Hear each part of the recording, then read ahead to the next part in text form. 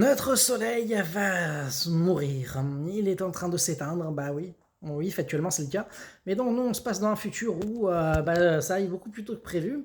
Et c'est même dans un avenir relativement proche où le soleil a des éclipses qui n'en finissent plus.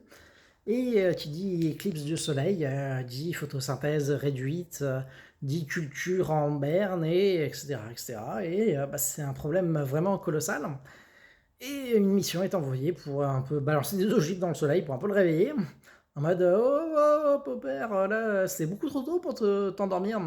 Normalement, t'étais censé nous laisser encore 3 ou 4 milliards d'années de vie tranquille dans cette voie lactée. Là, qu'est-ce que tu nous fais là? Tu nous lâches bien plus tôt que prévu. Et donc voilà, c'est une. Mais il y a un petit twist parce que bah, c'est pas la première mission. Non, ils avaient déjà envoyé une autre mission. Et il est vrai que bah, le soleil, c'est quand même un peu chaud, patato. Donc, envoyer un missile là-bas, c'est pas si facile que ça. Il faut s'en rapprocher.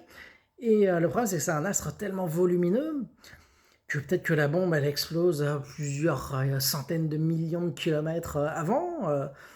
C'est difficile de faire des mesures à ce niveau-là. Et ça a été validé par la communauté scientifique. Donc, c'est pas un postulat qui part de nulle part. Et bah, vraiment, oui, c'est un enjeu sur bah, comment est-ce qu'on va y arriver. Et donc, bah, c'est une mission. On suit un équipage qui part en direction du Soleil pour nous sauver.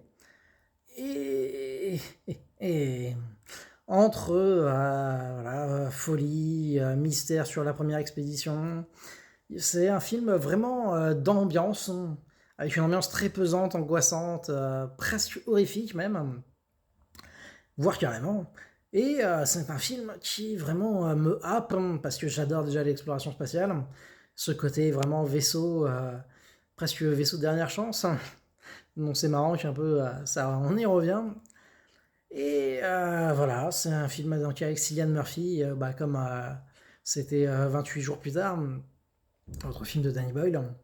Et c'est un film qui est assez lent, on va dire, mais j'ai adoré cette ambiance ultra pesante, angoissante, très, très psychédélique aussi un peu.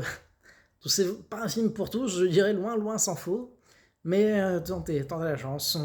Si vous aimez un peu ce genre d'expérience différente, c'est du série B assez unique.